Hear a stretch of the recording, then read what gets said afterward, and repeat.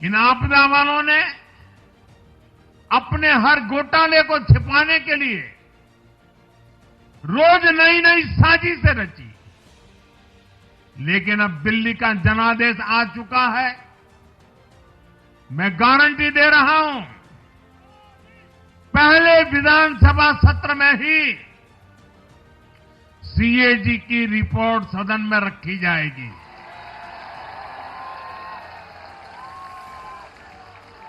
भ्रष्टाचार के हर तार की जांच होगी और जिसने भी लूटा है उसको लौटाना पड़ेगा।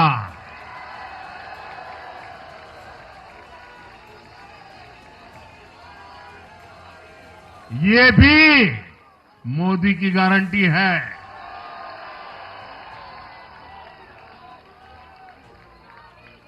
साथियों, आज जनता ने फिर एक बार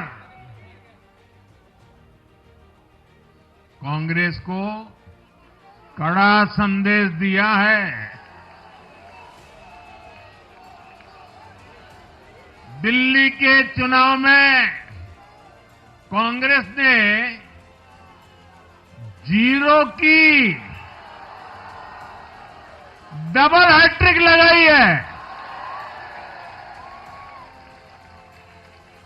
देश की राजधानी में देश की सबसे पुरानी पार्टी का लगातार दिल्ली में 6 बार से खाता नहीं खुल रहा है। और ये लोग खुद को पराजय का गोल्ड मेडल देते फिर रहे हैं। सच्चाई ये है कि कांग्रेस पर देश बिल्कुल भरोसा करने के लिए तैयार नहीं है। पिछली बार मैंने कहा था कि कांग्रेस एक परजीवी पार्टी बन चुकी है। ये खुद तो डूबती है, अपने साथियों को भी डुबोती है। साथियों, कांग्रेस एक के बाद एक अपने सहयोगियों को खत्म कर रही है और इनका तरीका भी बड़ा मजेदार है। आज की कांग्रेस अपने सहयोगियों की जो भाषा है, जो उनके एजेंडा है, उसी को चुराने में लगी हुई है। उनके मुद्दे चुराती है, फिर उनके वोट बैंक में सेंध मारती है। यूपी में कांग्रेस उस वोट बैंक को छीनने की कोशिश कर रही है जिस पर समाजवादी पार्टी और बीएसपी अपना हक मानती थी। मुलायम सिंह जी इसको बराबर समझ गए थे। इसी तरह तमिलनाडु में कांग्रेस आज डीएमके की भाषा डबल जोर से बोलती है। उनको डीएमके के वोटर को लुभाना करके खुद की हैसियत बनानी है। बिहार में भी ये कांग्रेस ही है जो जातिवाद का जहर फैलाकर अपनी सहयोगी आरजेडी का जो पेटेंट है उसी जमीन को खाने में जुट गई है।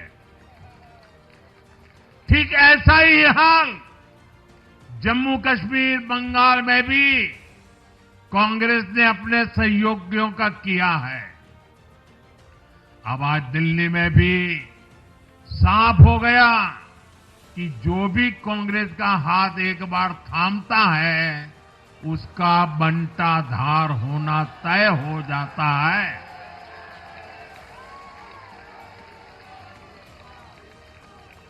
और जो राजनीति का अध्ययन करते हैं उनके लिए मैं आज एक काम छोड़ देता हूं।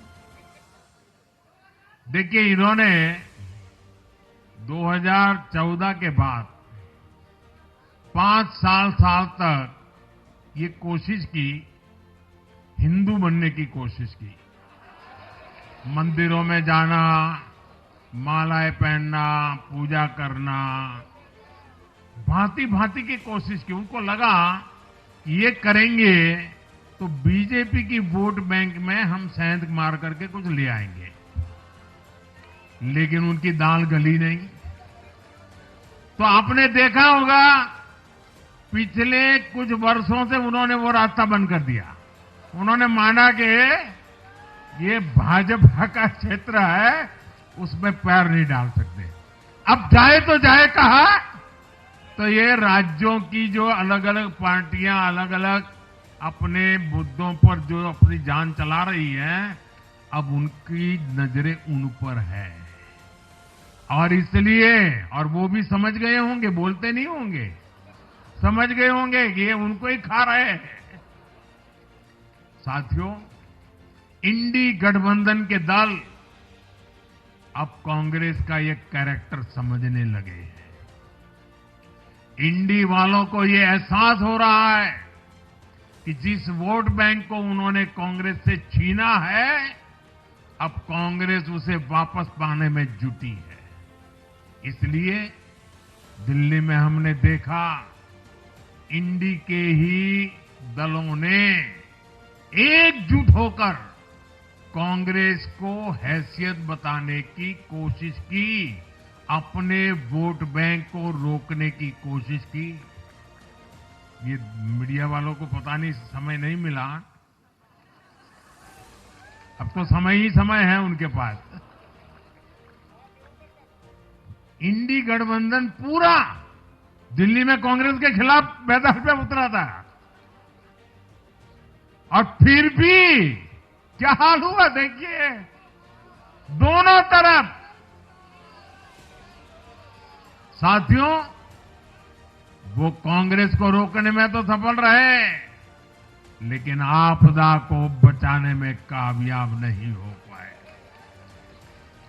साथियों, कांग्रेस का हाथ थामने वाले इसलिए भी बर्बाद हो रहे हैं क्योंकि आज कांग्रेस वो कांग्रेस नहीं है जो आजादी के आंदोलन के समय थी, जो आजादी के बाद कुछ दशकों तक थी। आज वो कांग्रेस नहीं है। आज कांग्रेस देश हित की नहीं, अर्बन नक्सलियों की राजनीति कर रही है।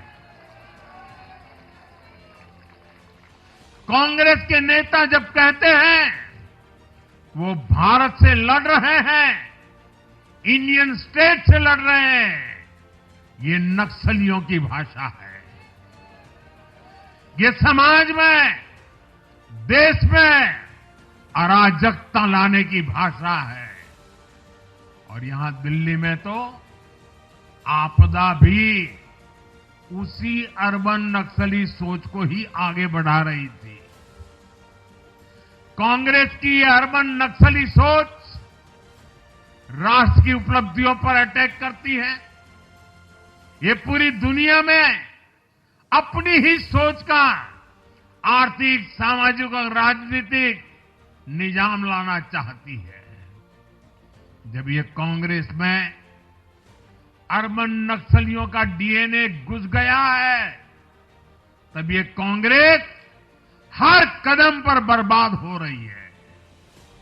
साथियों, आज दिल्ली से मैं देश के नौजवानों से भी अपना एक आग्रह दोहराना चाहता हूं।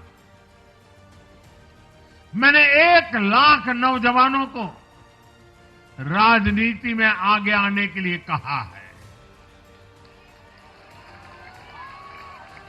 ये मैं इसलिए कहता हूं कि देश को सही मायने में एक गंभीर पॉलिटिकल ट्रांसफॉर्मेशन की जरूरत है। विकसित भारत को नई प्राण शक्ति की जरूरत है। 21वीं सदी की राजनीति को नए आइडिया, नई ऊर्जा की जरूरत है, नए चिंतन की जरूरत है। ये मैं इसलिए भी कह रहा हूं क्योंकि अगर अच्छे नौजवान बेटे बेटियां राजनीति में नहीं आएंगे तो ऐसे लोग राजनीति पर कब्जा कर लेंगे जो राजनीति में नहीं आने चाहिए।